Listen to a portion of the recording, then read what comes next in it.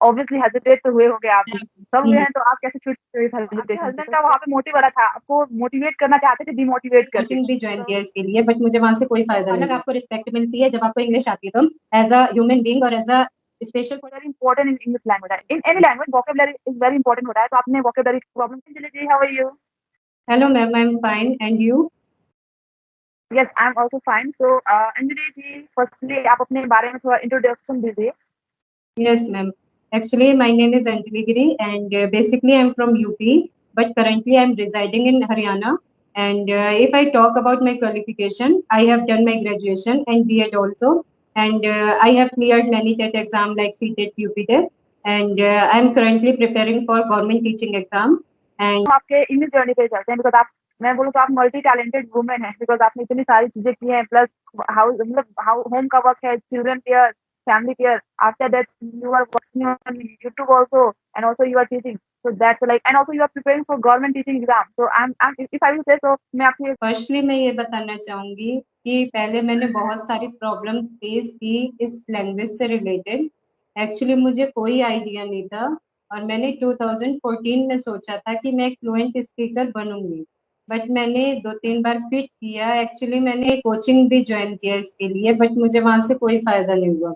और सडनली मैंने यूट्यूब पर एक वीडियो देखी, एक यूट्यूबर की, और उन्होंने मुझे सजेस्ट किया। फिर मैं उनसे एक व्हाट्सएप ग्रुप में ऐड हुई just 1 month ago, and I am practicing there. Okay, तो मतलब आप 1 मंथ से प्रैक्टिस कर रहे हो, इतना फ्लुएंट हो रहे हो, that's very impressive. Okay, okay, so how do you practice? आप कैसे प्रैक्टिस करते हो अपनी इंग्लिश को? या मैम, एक्चुअली मैं ये बताना चाहूंगी, मैं प्रैक्टिस करती हूँ लाइक स्पीकिंग से। जैसा कि हम सभी जानते हैं 4 पार्ट्स होते हैं: listening, speaking, reading and writing. And I speak as soon as possible. I do in my whole day. Like I have to talk with 3 or 4 person in my whole day. That's why I do same thing. And speaking is most important part of English language. And secondly, when we listen more and more, on that time we will be get fluency already. Yeah. हुँ, okay, so you want to say like जितना आप practice करोगे उतना ही आपके English के लिए good है, am I right? Yes. Yeah, you're right.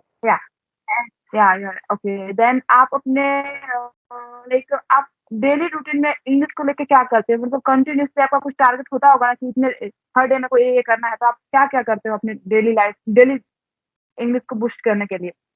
या मैम, मैं एक्चुअली जैसे मैंने बताया मैं टीचर हूँ, तो मैं बच्चों को ज्यादा से ज्यादा रीड करवाती हूँ कोई भी टॉपिक, और उसके डीप में जाती हूँ। जिससे रूटीन है, मुझे बात करनी है, क्योंकि स्पीकिंग करने से ही आपको फ्लुएंसी मिलेगी। और या लाइक मैं करती हूँ, इंग्लिश बुक्स पढ़ ली मैंने, और daily uses sentences. Yes ma'am, मैं यूट्यूब पर देख।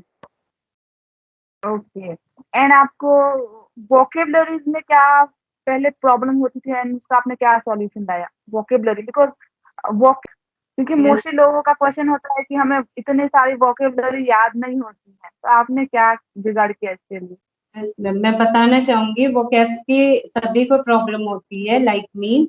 एंड वो कैप्स के लिए हम सोचते हैं कि हम बिगिनर लेवल पर हैं, फिर इस पर हम वर्क करेंगे, लेकिन ऐसा नहीं है। जब आप बिगिनर लेवल पर हो तो आपको क्या करना है, पहले आपको बोलना है। जो स्मॉल वर्ड्स होते हैं, जो बेसिक वर्ड्स होते हैं, उन्हीं को बोलना है और उन्हीं से स्टार्ट करना है। और इसके बाद जब आप थोड़ा इंटरमीडिएट लेवल पर आ जाते हो, तब आप अपने वोकैब पर वर्क कर सकते हो।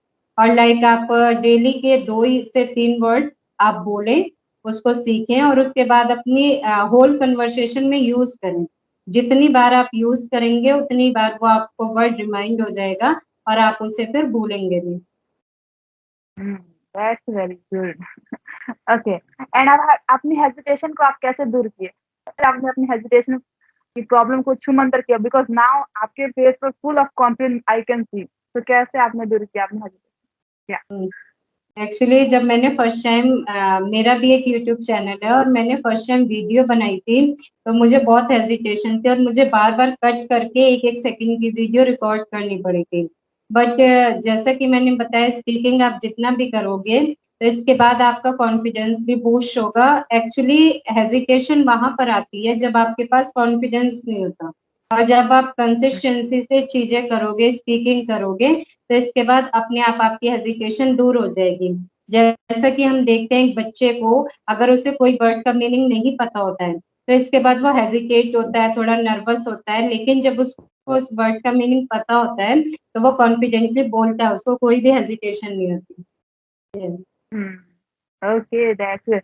अब आप मेरे को बताओ कि आप इंग्लिश सीखने से पहले और इंग्लिश सीखने के बाद की लाइफ में आपके क्या चेंजेस आए हैं? Can you tell yes. Me? बहुत चेंज है, और मैं बताना चाहूंगी सभी यूट्यूबर्स को और सभी व्यूअर्स को। फर्स्ट, मेरे पास सभी डिग्रीज थी, सारी नॉलेज थी, बट मेरे पास एक स्किल की कमी थी, you can say lack of knowledge, और जो कि थी इंग्लिश लैंग्वेज की। मैंने बहुत बार सोचा, बहुत बार ट्राई भी किया, लेकिन मैं इसमें हमेशा फेल रही। लेकिन जब से मैंने ये स्टार्ट किया दोबारा, तो मुझे एक चीज बहुत अच्छी मिली है मेरे स्कूल में, मुझे इंग्लिश पढ़ाने का मौका मिला है। और आज मैंने एक स्पीच भी दी थी जो कि वर्ल्ड कंजर्वेशन डे की थी, स्टेज पर। इससे मुझे बहुत फायदा मिला है। और फिर अर्लियर टाइम में जैसा कि मेरे पास हेजिटेशन थी इंग्लिश बोलने की, तो उसके बाद मैं एक सिंगल वर्ड भी बोलती थी तो स्टक हो जाती थी। ग्रामर की नॉलेज थी मुझे, लेकिन फिर भी मैं स्टक होती थी क्योंकि मेरे पास कॉन्फिडेंस नहीं था। बट अब मैं देखती हूँ तो अलग आपको रिस्पेक्ट मिलती है जब आपको इंग्लिश आती है, तो एज अ ह्यूमन बीइंग और as a special for ladies, उन्हें ये लैंग्वेज सीखनी चाहिए, क्योंकि आपको ये समाज में, सोसाइटी में आपको रिस्पेक्ट दिलवा सकता है। और अगर आपको कुछ करना है लाइफ में, इवन आपको बच्चे का एडमिशन भी करवाना है, तो स्कूल में भी जरूरत पड़ेगी, और एवरी फील्ड में it plays a crucial role. Mostly लोग बोलते हैं कि इंग्लिश की क्या नीड है जब हमारे पास इतनी लैंग्वेज है, बट लैंग्वेज सीखने में क्या प्रॉब्लम है? आप सीखो, जितनी सीख सकते हो। इट्स गुड फॉर अस ना, कि हम जितनी लैंग्वेजेस में कनेक्ट हो सकते हैं, ताकि जिनको हिंदी ना हमें प्राउड है कि हम इंडियन है और हमें अपने हिंदी लैंग्वेज पर प्राउड है। बट हम कभी जहाँ ऐसे इंडिया में ही साउथर्न पार्ट में जाएंगे तो वहाँ रेयरली हिंदी बोला जाता है, because I have student, many student I have from south Indian part. तो बोलते हैं मैम अपन को इंडिया में रहते हुए भी हिंदी नहीं आती, बट हम हमारा माहौल ही है, पैदाइशी हम इंग्लिश से स्टार्ट हुए हैं तो हम क्या ही कर सकते हैं। But they also interested to learn Hindi. So हमारा कहने का मतलब है कि यार हमको सीखना चाहिए, जितनी लैंग्वेज हम सीख सकते हैं, ताकि हम किसी से भी बात करने और किसी को अपनी बात एक्सप्लेन करने में पीछे ना रहें, राइट? Yes, you right. पहले मेरी भी ये थिंकिंग थी, लाइक हम इंडियंस हैं और हमें क्या करना है, हिंदी में ही खाना खाना है, हिंदी में ही पानी पीना है, तो क्या जरूरत है। बट जब हम बाहर निकले, हमने सोसाइटी देखी, तो हर जगह पहली डिमांड ये होती है, टीचिंग की फील्ड हो या कोई भी फील्ड हो, कि आपको इंग्लिश आती है, are you fluent in English. On that time we hesitate many times, yeah sir please, I don't have any knowledge of English, please hire me. On that time हमें बहुत सारी प्रॉब्लम्स फेस करनी पड़ती है हमारी life में। Even हम बच्चे का एडमिशन अगर अच्छे स्कूल में कराना चाहते हैं तो वहां पर भी आपको इंग्लिश जरूर ही मिलेगी देखने को। इवन वो क्वेश्चन भी इंग्लिश में ही करते हैं। यस। अब पेरेंट्स मीटिंग वगैरह होती होगी तो वहाँ भी यस, आपको, हाँ, अब हायर लेवल पे बच्चे को भेज रहे हो तो पेरेंट्स को भी तो हायर होना ही पड़ेगा, तभी तो। You are right. पीटीएम में या भी काफी प्रॉब्लम्स। हाँ, ओके। तो आपकी इस इंग्लिश जर्नी में आपके फैमिली से कुछ सपोर्ट आया, लाइक आपके हस्बैंड, आपके जो भी होंगे? सपोर्ट मुझे यस। मेरे हस्बैंड का था फुल। लाइक उन्होंने मुझे कई बार कॉल्ड किया कि आपके पास सारी नॉलेज है तो आपको इंग्लिश भी सीखनी चाहिए, इससे आपकी रिस्पेक्ट बढ़ जाएगी सोसाइटी में, आप कहीं भी अच्छे स्कूल में जाओगे तो वो इजिली आपको हायर कर लेंगे, उन्हें सोचना नहीं पड़ेगा। तो फिर मैंने उनके ही कहने पर, जस्ट मेरे साथ क्या हुआ, उन्होंने मुझे डांटा, like you can not do anything, आप इंग्लिश नहीं सीख सकते तो आप कुछ नहीं कर सकते हो। तभी मैंने डिसाइड किया, I determine to myself, या I will learn English, I will learn this language, and I will have to do this because it is compulsory for all field, in all field. या तो you can से like, मान लिया तो हार है, ठान लिया तो जीत है। Yes, right. एंड आपने ठान लिया और आपने शो कर दिया। बट